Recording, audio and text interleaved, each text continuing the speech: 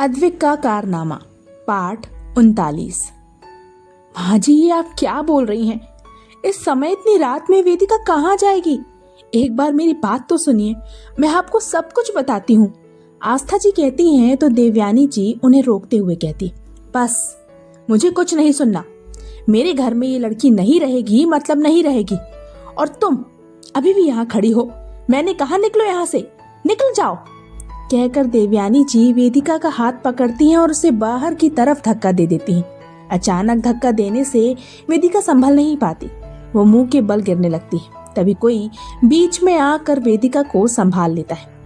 चोट लगने के डर से अपनी आंखें बंद करी वेदिका कुछ ना महसूस होने पर जब अपनी आंखें खोलकर देखती है तो सामने अद्विक को लाल आंखें किए खड़ा देखती है। हाँ, ये और कोई नहीं अद्विक था जो विवान के साथ सिंघानिया मेंशन आया था और अपने घर में अपनी दादी को देखकर वो सब कुछ समझ चुका था। अद्विक अपने बेटे को देखकर परेशान खड़ी आस्था जी को मानो राहत मिल जाती। अब वो निश्चिंत हो चुकी थी क्योंकि अब वेदिका के साथ अद्विक था।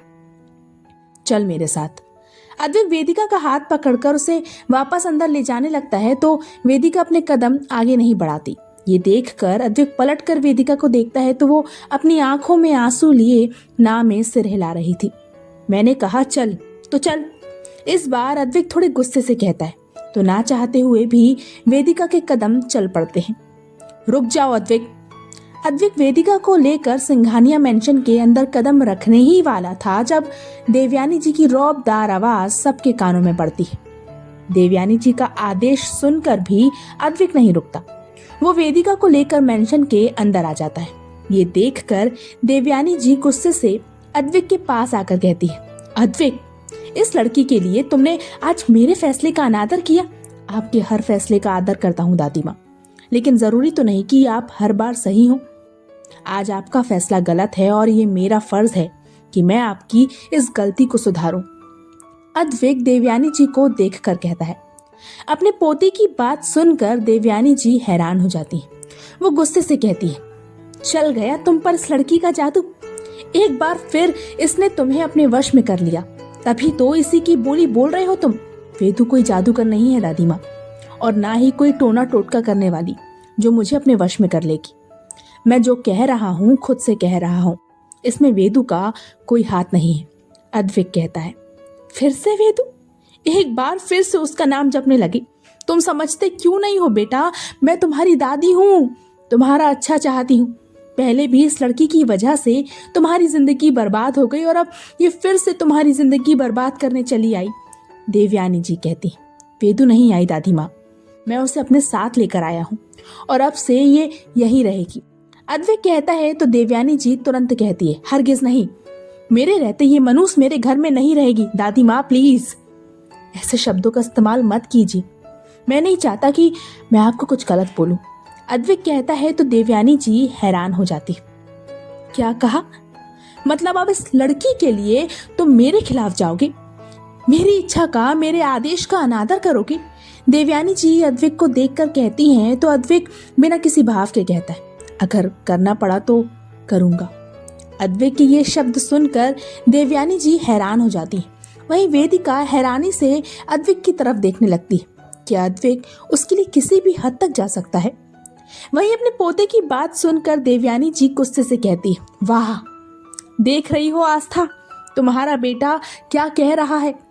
इसे मैंने बचपन से अपनी गोद में खिलाया, इतना लाड़ किया, और ये एक लड़की के लिए मेरे खिलाफ जा रहा है, और वो भी उस लड़की के लिए जिसकी वजह से आज ये। दादी माँ प्लीज चुप हो जाइए, आगे मत बोलिए।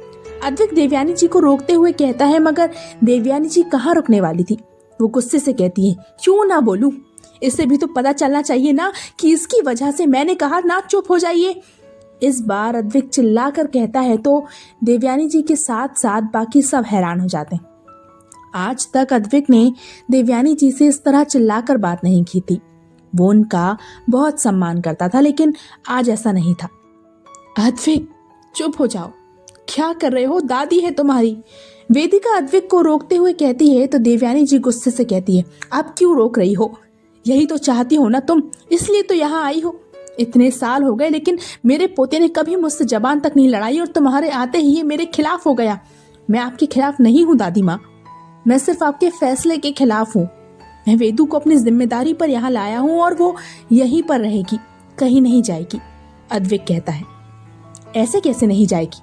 ये घर बेशक तुम्हारा हो सकता है, लेकिन यहाँ के फैसले मैं लेती हूँ। सालों पहले इसकी वजह से हमारी बहुत बदनामी हुई। नया शहर, नई जगह आकर हमने अपनी एक नई इज्जत बनाई है और एक बार फिर से मैं सब कुछ बर्बाद होने नहीं दूंगी। देवयानी जी अडिग होकर कहती हैं तो इस बार अद्विक हार मानते हुए कहता है, ठीक है, आप चाहती ना कि वेदू इस घर से चली जाए तो वेदू यहाँ से चली जाएगी, मगर अब मैं भी यहाँ नहीं रहूंगा। अद्विक, ये क्या कह रहे हो बेटा?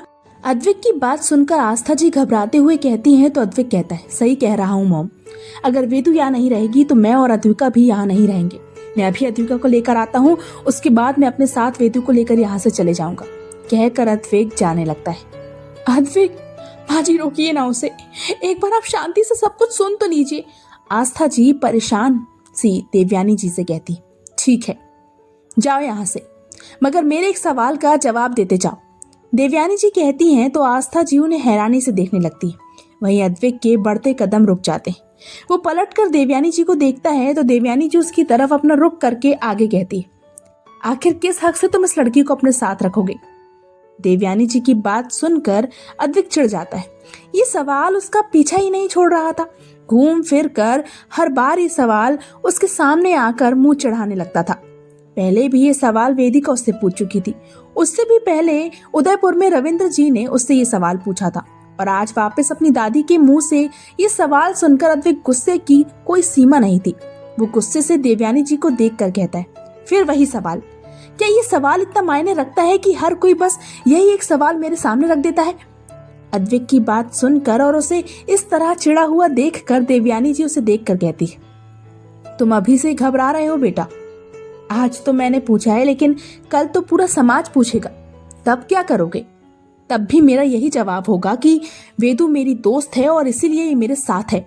अद्विक कहता है तो उसकी बात सुनकर देवयानी जी मुस्कुराते हुए कहती, दोस्त? बेटा, समय कितना भी क्यों ना बदल जाए, मगर समाज आज भी यही मानता है कि एक लड़का और एक लड़की कभी दोस्त नहीं होते। मैं तो कुछ नहीं बोलूंगी, मगर इस लड़की को तुम्हारे साथ देखकर लोग जरूर इसे तुम्हारी रखे। दादी माँ, इससे पहले कि देवयानी जी अपनी बात पूरी करती, अद्विक चिल्लाकर उन्हें बीच में रोकता है और गुस्से से उन्हें देखते हुए कहता है, आप खुद एक औरत होकर वेदू के लिए ऐसे शब्द? छी, ये मैं नहीं, ये समाज बोलेगा। वो कभी तुम्हारे इस दोस्ती के रिश्ते को नहीं अपनाएगा। पल पल तुम्हारे और इस लड़की के रिश्ते पर सवाल उठेंगे, तब क्या करोगे? देवयानी जी अद्विक को देखकर कहती।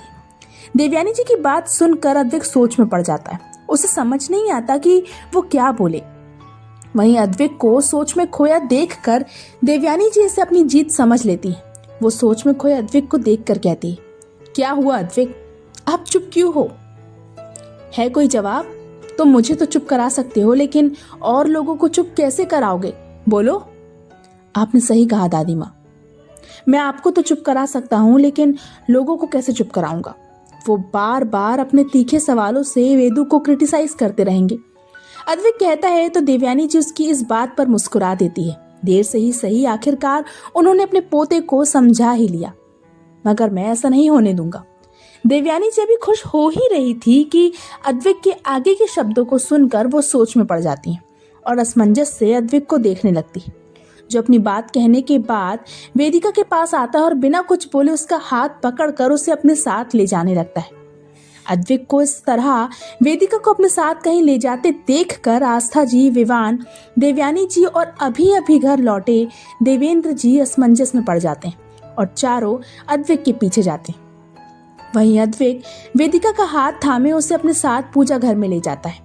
वहीं देवयानी जी, देवेंद्र जी, आस्था जी और विवान उसके पीछे आकर अद्विक को देखने लगते हैं। किसी को समझ नहीं आ रहा था कि आखिर अद्विक करना क्या चाहता है। इससे पहले कोई कुछ समझ पाता, अद्विक वहां रखी पूजा की थाल में से सिंदूर उठाकर वेदिका की सूनी मांग में भर देता है। क्या होगा आगे? अद्विक के इस कारनामे का वेदिका और बाकी सब पर क्या असर होगा?